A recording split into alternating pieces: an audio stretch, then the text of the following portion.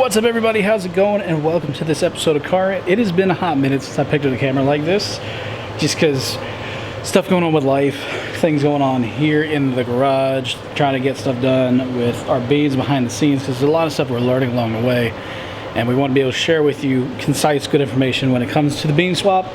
And I figured we'd take you back to what we've been doing, well, when we first moved here, what we started with, and that's the mopeds today.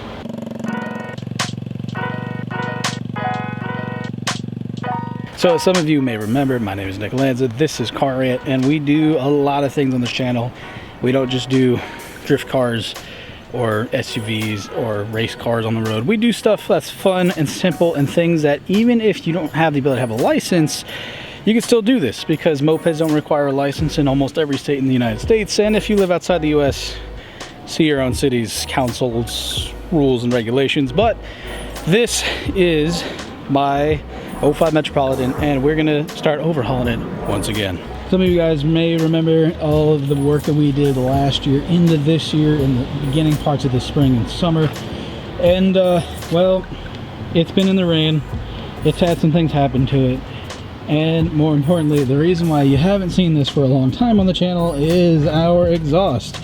This is actually a new exhaust. Well, new to us. This is a used exhaust. It sounds so much better than the last one. I don't get why, but it sounds really, really good. The only thing that we got left to do to fix is this guy right here. But like, once we get that bracket on, then this slip-on muffler will actually stay on. You got to hear the difference between the two. This is without the muffler pack on.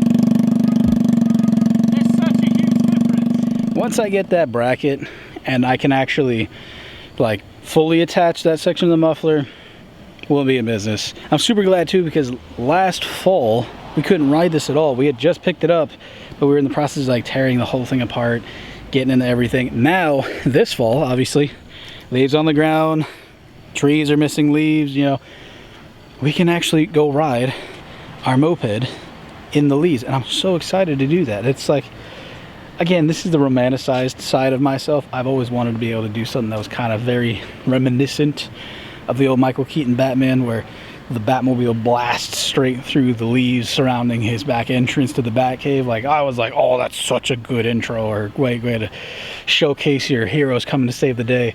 I don't know, just stuck with me. It's something I really enjoyed.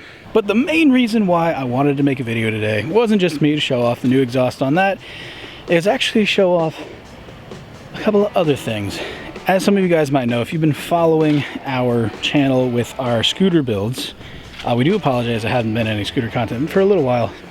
Like I said, we had other things like a Pajero and a Laurel show up, but you guys might remember this bike.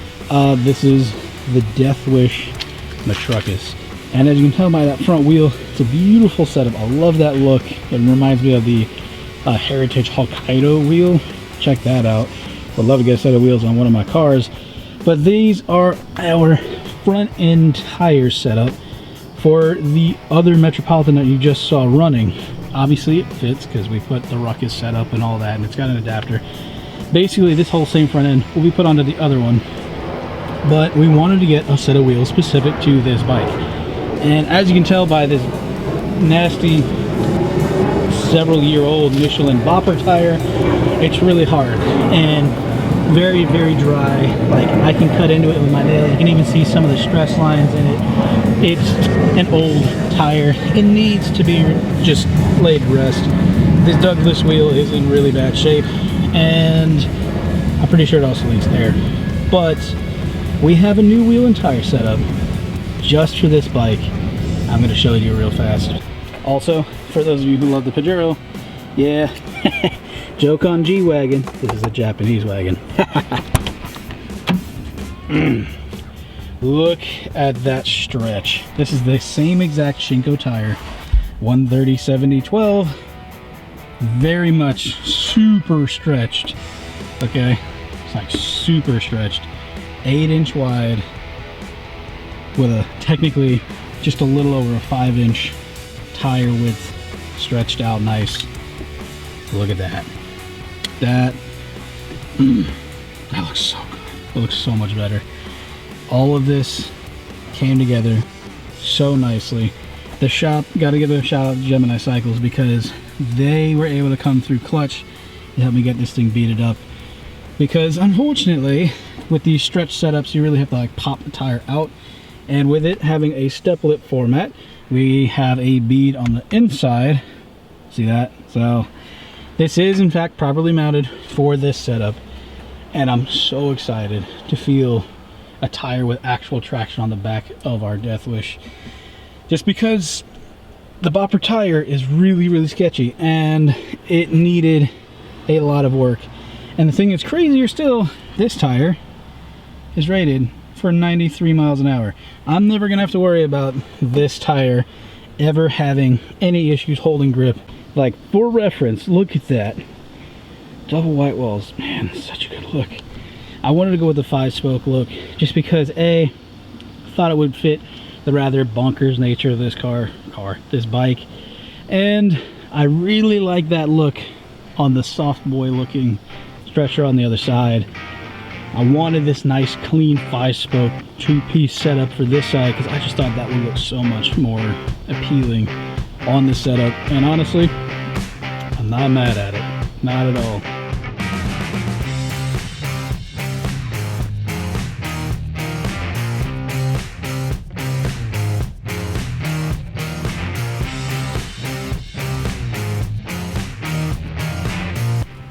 As he is wrapping up his cutting off his rear flange a bit, we have gone in, we have gone a lot, so I unfortunately had to shave straight through this. It's a rough cut, I know, and eventually we'll get it straightened out, but for now it's functional, it works, and more importantly, shock will not bust out our plastics when we're driving, so it'll actually sit. We can reattach tabs and get things working right the way it's supposed to, again temporarily, because like I said, if you saw our Instagram video about a week ago, you'll know we plan to replace these plastics, and we'll probably do them real nice and proper. We'll probably have his help to help me do it. On the seat, made this little cool thing out of the plastic from the seat because we shaved the bottom out. So it's just about there on one side. I am gonna have to cut just a tad more out of it just because of the way it's shaped, but it does sit more flatly, which means that I can now throw bolts through these little holes and hold my seat down. That way things are actually tight. You don't have to mess with stuff, and if I do have to tune, we just put the bike down and call it a day. But as you can tell, the plastics are about dead straight now. They're not crooked anymore. They fit the way they're supposed to. Everything's back in the channels where it's supposed to. The seat is firm now instead of flopping around in the wind. Like, we're good to go now. We can actually ride this thing and it will be comfortable. Do feel bad about having to cut through the stickers that were over here, because like my buddy gave me that sticker there, but it had to be done in order for it to sit correctly. Because if you don't mind demonstrating, have a seat, my friend. As you can tell when you sit down, like this fender piece was just straight eating into this. Now it's just clear, so it actually can be ridden on straight. There's no crookedness to it. It feels more secure. I mean, you took it for a ride. What do you think? It's a lot better. Considerably better, more comfortable. The seat sits lower now.